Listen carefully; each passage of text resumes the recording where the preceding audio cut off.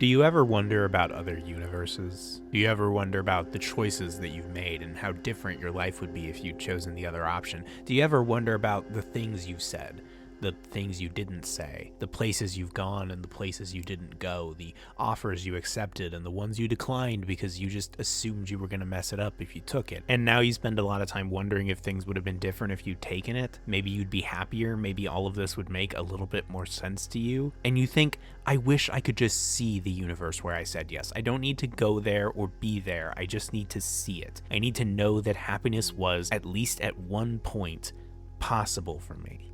Yeah, that's basically what Everything Everywhere All at Once is about. And let me tell you, there are a lot of videos about what Everything Everywhere All at Once is about. The hidden meaning of Everything Everywhere All at Once, the terror of Everything Everywhere All at Once, the philosophy of Everything Everywhere All at Once. It certainly seems like everyone and their mother has something to say about this movie, and yet here I am, making just another video about Everything Everywhere All at Once. Because I almost feel like I have to. I've watched this movie 3 times this year, and each time it left me a blubbering mess. It's a movie so packed with passion and feeling and artistry, a movie with beautiful cinematography courtesy of Larkin Sepul and glorious fight scenes choreographed by Andy and Brian Lee. A movie with wonderful performances across the board, a movie so uniquely modern in what it's talking about and how it talks about it, a movie that I love.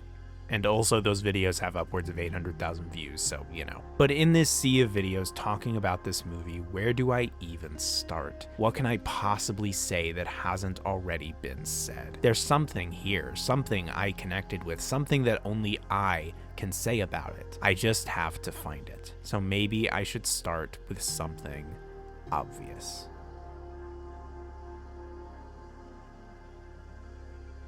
This is a movie about circles. Circular mirrors, weird circular sculptures, circles on a karaoke machine receipt, googly eyes. Circles are everywhere in this movie, going around and around like a washing machine. And doesn't that just describe the film's protagonist, an aging Chinese immigrant named Evelyn Wong? Evelyn's life is not in the best shape right now. She owns a laundromat that's getting audited by the IRS. Her husband is so desperate to get her to listen to him that he files for divorce. She's doing everything in her power to make her father proud to little avail, and she's struggling to communicate with an adult daughter she doesn't understand. It seems like every part of Evelyn's life is in the worst state that it could possibly be in. And at this point, all she's doing is going around and around in circles. Laundry and taxes, laundry and taxes. It's overwhelming, I imagine. And so I get why Evelyn's main strategy seems to be pure avoidance. Keep things as simple as possible by delaying as many problems as you can get away with. That means focusing on the most immediate issues, like making sure the laundromat is operational and not getting repossessed, while her husband wanting to talk is put on the back burner, and the only thing she can think to say to her daughter Joy is, "You have to try and eat healthier.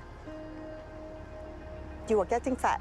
It's all damage control, trying to mitigate the negative consequences of all these problems by letting them be and refusing to engage with them if she doesn't absolutely have to in the moment. And so she remains in this rut, going around in circles because the alternative is potentially total devastation, watching everything in her life, everything she's built, crumble to the ground, and she will have to admit that she failed.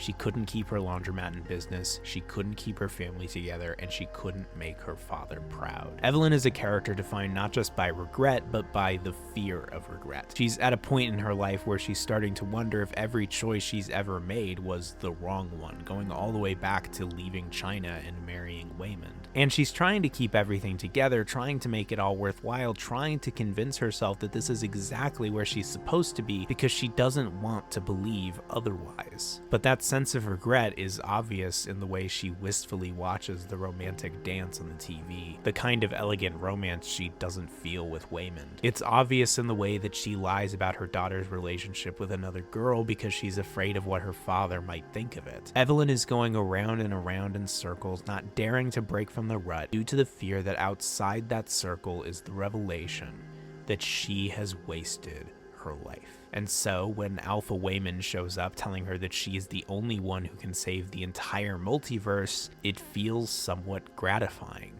Every rejection, every disappointment has led you here. Here, In front of her is a way out of the circles that is the exact opposite of what she's feared. Here is a way for every choice she's ever made to matter. Every choice she fears regretting can instead be a necessary step towards a destiny so much larger than laundry and taxes. All of these mundane interpersonal problems are so tiny compared to the task of saving the multiverse from destruction. She doesn't have to worry about a failing business. She doesn't have to worry about her family falling apart. With verse jumping, being able to inhabit a different version of yourself in other universes or borrow abilities from those versions of yourself, Evelyn can be a martial artist, a famous actress, a successful singer with a proud father. Evelyn can be anything that she wants to be, anything she could possibly imagine. And even more than that, she's been given a clear, defined villain, a reason for all her struggles.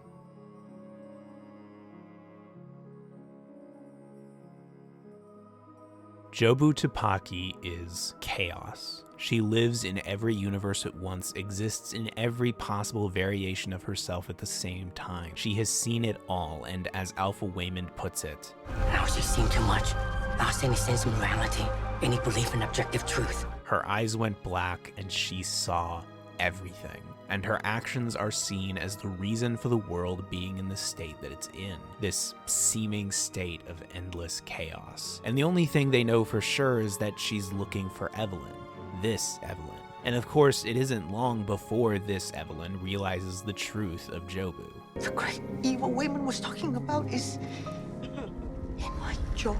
The way that Evelyn talks about Jobu at first is interesting to me. She talks about Jobu being inside of her daughter, like Jobu is a virus or a tapeworm. Jobu has already been given to her as the reason for all of the problems of the modern world, so it follows that she would look at Jobu as being the cause for all her personal problems as well. Jobu must be why Evelyn feels at constant conflict with her daughter. Jobu must be the reason for every quality of joy that Evelyn views as a problem, and by making it something inside of joy, she makes it something that can therefore be extracted, something that can be defeated or destroyed. And of course, there's the matter of Joy's name, perhaps the most unsubtle part of the movie, which is saying something. Because for Evelyn, joy is her joy, or at least her most obvious path to it at this point in her life. Joy is the backup plan, something to carry all of Evelyn's hopes and ambitions if Evelyn never gets to achieve them. If Evelyn has wasted her life, perhaps joy won't waste hers. It's why she pushes joy in so many ways, is so judgmental of everything she does and everything she is, because she's trying to make sure that joy ends up exactly the way she wants her to end up. So of course she wants Jobu to be some external threat, chaos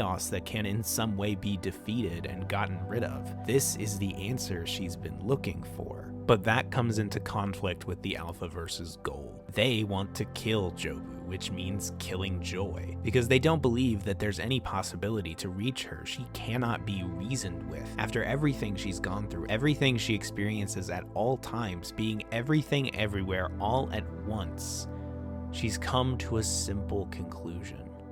Nothing matters. The bagel she's constructed, the circular representation of everything in the vast and complex multiverse, is a void. Jobu calls it the truth. The truth that when you look at everything, all you find is nothing. That's the belief that the Alphaverse says is causing everything to crumble, the belief that has infected Evelyn's joy. And the only way to stop it is to destroy it in every universe. But when Evelyn is given the opportunity to kill her daughter, she doesn't take it. Because after realizing the truth about Jobu, her goal becomes markedly different from the Alphaverse's. She's not trying to destroy Jobu as much as she's trying to save her joy. And the way she seeks to do that is by becoming like Jobu, to have such a connection to every universe that she is just as strong, just as capable as Jobu. Because as herself, as this Evelyn, she doesn't believe that she can, and she doesn't understand the consequences of becoming like Jobu. So she keeps verse jumping. She keeps pushing herself farther and farther, trying to become what she needs to become, trying to be what she has to be to defeat Jobu, to destroy the bagel, to save her joy, to fix everything until finally she breaks. And all of a sudden, it's all there. Every door leads to another world. Every moment is spent in the midst of everything. Her mind is traveling all across the multiverse. Every absurd possibility in one universe or another is reality. And even when she's able to focus it up just a little bit, it still feels like it's all out of her control and nothing makes sense. And in that way, as her eyes go black, she's finally able to see exactly what Jobu really is. Every version of joy is Jobu Tupaki. As Evelyn becomes like Jobu, she's forced to realize that Jobu isn't some external force. She isn't inside of joy, she's a part of joy. She is the chaos inherent to this existence. She is the reality of it all. Not an infection, but a truth. Nothing matters. And the only solution to everything is nothing. There is something oddly appealing about the life of a rock, or perhaps more appropriately, the non-life of a rock. A rock doesn't have to think about laundry and taxes. A rock doesn't have to worry about keeping relationships alive or making money or succeeding at anything. A rock doesn't have to worry about how many views a video gets or how original their take is on an incredibly popular movie that everyone has already talked about. Because at this point, they're desperate for views and they love this movie. It's probably their favorite movie of the year. Surely they have something to say about it. Surely there's something they can bring to the conversation, and yet they feel like they've spent the entire video so far saying nothing. At best, they're just explaining the subtext. They don't actually know how to do this, and that's why their videos are failing. That's why the channel isn't where they think it should be, because they don't actually have anything to offer. They don't stand out in the midst of every other creator on this platform. They don't do anything special. They're just one of the many, lost in the crowd, overwhelmed by the expectations. Just another channel making just another video about everything everywhere all at once. And so isn't there a certain appeal to the non-life of a rock? Giving up, just stop thinking and sit there. All you have to do is exist without any ideas of higher purpose, any emotions, any expectations. There's no decisions you have to make, and as such, no regret for making the wrong choices. Your one responsibility is to just be a rock.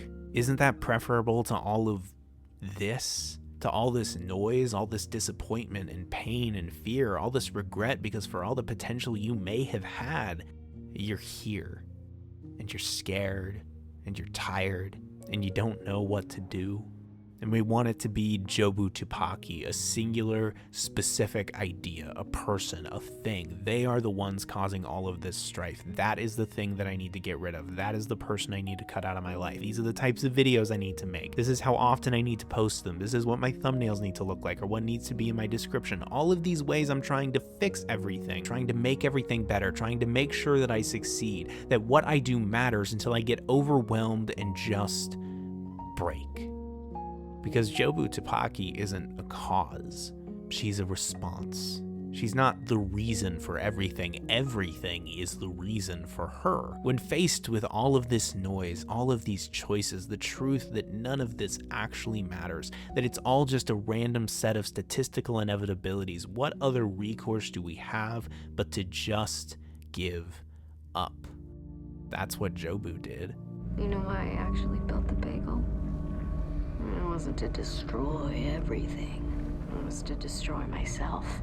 And finding Evelyn was her last attempt at finding some meaning in it all, trying to find someone who understood, someone chasing meaning after years of worrying that she's already set herself down the path to total unfulfillment, someone with a parent they were never enough for, someone who always felt like they were doing everything wrong.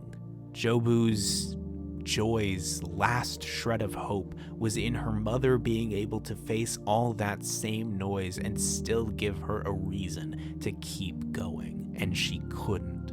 Evelyn succumbed to it the same way Joy did. She saw everything and realized the only solution was nothing. To stop going around in circles, hoping that it all starts to make sense eventually, and instead end it, hoping for some peace and finality. No more laundry, no more taxes, no more worrying that you've already made the one choice that will define your life as this mundane, mediocre thing. No more worrying that I have already passed up my chance to be happy because I made the wrong choice. In the end, the best thing to do is just be a rock. Please. Please. Can we just stop fighting? Waymond Wong has, throughout this entire movie, been a character Evelyn has looked down on to a certain extent. He's someone that Evelyn sees as a bit bumbling, overly optimistic, and silly, naive. One of his main symbols at the beginning are the googly eyes he stuck up all around the laundromat, and every time Evelyn sees them, she pulls them down, even shouts in frustration about them. And it makes some sense that she feels this way. While she's feeling all of these things, Waymond is still smiling like a goofball. While she's trying to keep everything together, he's putting googly eyes up everywhere. It was her decision to go with him all those years ago that brought her to this point in the first place. I imagine when she looks at him, it's hard to see anything but a naive man who just doesn't get it. But here, after everything has fallen apart and Evelyn has torn everything down in every universe, here he is standing in front of her, pleading for all the fighting to stop. He doesn't know how to fight, he doesn't know how to verse jump, he doesn't know how to do any of that. Out of everyone in the room, he's the least equipped to do anything. And yet here he is, totally and completely as himself, trying to do what little he can. The only thing I do know is that we have to be kind. Evelyn touches his hand, and there is power in that slight physical connection. And with it comes all the memories and the love, all the good moments, all the hope, everything. The googly eyes themselves are a version of the yin and yang symbol of Taoist philosophy. The black and the white and the black, two contradictory things, not only coexisting, but pushing each other along in an endless circle. Not only are they coexistent, but they depend on one another to keep moving forward. But the googly eyes don't have that same sense of movement that the original symbol conveys. It's one dark circle with the white on the outer rim. It's easy to forget that light is even there. But what Waymond does is choose not to forget it. Waymond chooses to remember that underneath that dark ball swirling around and around is joy and love and kindness, that even when you're living your worst you, there is always something to love, even if just the person you're living it with. The truth of things is that the channel hasn't been doing that well. This year, 2022, has been a lot of videos underperforming, a lot of the ideas I had not working out, a lot of things going wrong. I don't know if things are going to turn around, but I know there's some universe where it doesn't. I just don't know yet if that's the universe I'm in or not. And I don't want to have tried and failed. I don't want to have put so much of myself into this for so long only for it all to go under. I don't want to realize that I made all the wrong choices, did all the wrong things, let every opportunity pass me by while I sit here and make just another video about everything everywhere all at once. There are times where I wonder if I should have ever started doing this in the first place. But I think the real truth underneath all of that is that there's always good and bad. No matter what road you take, you'll always wonder if things could have been better down the other road. So I try to look for the good. And the good I see is all of you. I see comments telling me how much you appreciate these videos. I see stories about how what I'm saying resonated. I see people going through hard times, and I see some sliver of hope that I gave to them because I was trying to give myself some hope. And even if all I'm really doing is just reminding you of a story that you loved, even if I'm not saying anything truly profound or groundbreaking or original, if just one person had more hope than they did before they watched this, then I must have done something right. I try to be like Waymond. I try to see all the bad, knowing there is always good underneath. Even if it's good we have to make ourselves, even if we feel a little embarrassed or worry about being cringe or that we're just ignoring the reality of the void. Because if nothing matters, then there are no rules. And if there are no rules, there's nothing that says we have to meet that truth with despair. There's nothing that says that we can't choose for all of this to matter anyway. And Evelyn decides to be like Waymond too. Jobu comes back after Evelyn, inspired by Waymond, chooses to reject her. And she starts up the steps towards the bagel that will destroy her. And Evelyn, instead of beating everyone up like she's been doing all this time, turns a bullet into a googly eye and places it to her forehead, deciding to fight like Waymond. Telling someone that they aren't unlovable, helping to realign someone's spine, giving somebody a sexual awakening, choosing to believe that there is another way to fight, another solution to everything, choosing to be kind and empathetic in the face of pain and fear. And when she's forced to confront the problem at the root of it all, the fear that her father isn't proud of her, that she will never be able to live up to the expectations he set, she is finally able to say, 你唔中意我，唔接受，都唔緊要，因為呢個就係我。 In this conversation, Evelyn tells each member of her family what she's been so scared to say or hasn't known how to say. She tells her father that she's proud of herself. She tells her husband that she appreciates his patient and forgiving nature. And she tells her daughter that it's okay. It's okay that she's a mess. It's okay that she's stubborn and aimless, just like her mother. But Joy runs away. She runs up those stairs towards that bagel where everything will finally come to an end, and Evelyn goes after her and she holds on to her, and Evelyn's father holds on too, and so does Waymond. This entire family has found a way to resolve all of their issues, at least for now, in order to hold on to the one who had to pay for it all. And in the quiet parking lot of a laundromat, Joy screams for her mother to stop. I'm tired. I don't want to hurt anymore, and for some reason, when I'm with you, it just hurts the both of us. She's scared of confronting the possibility of regret, scared to believe that any of this can matter because there was some comfort in the idea that it didn't. Joy tells her mother to let her go, and Evelyn says, okay. Joy fades into the void, dissolving into the nothing, but before she's gone, Evelyn turns around because she has one last thing she has to say. She tells Joy that she's getting fat, and that she never calls, and that she shouldn't have gotten a tattoo, all the reasons that it doesn't make sense for her to want to be here. Maybe it's like you said. Maybe there is something out there, some new discovery that will make us feel like even small pieces of shit.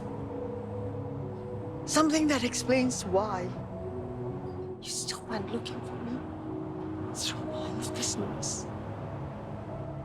All Jobu, all Joy really wanted was to find Evelyn, the mother she needed who wasn't there for her the way she needed her to be because of all this other bullshit that kept her at a distance. She just wanted somebody who knew what it was to feel the fear that you will never get to be who you think you're supposed to be. The fear that you've already missed your chance to be happy and that you will never get to be more than this. Here, all we get are a few specks of time where any of this actually makes any sense. Then I will cherish these few specks of time. This is a movie that looks at everything and has the courage to say, so what? So what if we are all just a small blip in a universe larger than we could even begin to truly comprehend? So what if we are just one version of an infinite number of versions of ourselves? So what if a video of mine flops? So what if I will never be the best at this? So what if nothing matters? I still want to be here with you. Maybe that's not an original interpretation. Maybe that's not the most profound conclusion I could come to about this movie. Or maybe it is. I guess that's possible. I don't really know who decides that. But what I do know is it's the part that matters the most to me. And maybe it matters the most to you too. The part where Joy reaches out her hand from that void towards the one person she was looking for through all of this noise. The part when they embrace in silence together. There's still a long road ahead, a lot of healing that needs to be done, but this moment, this single, silent, still moment, gets to be one of those few specks of time where everything makes sense.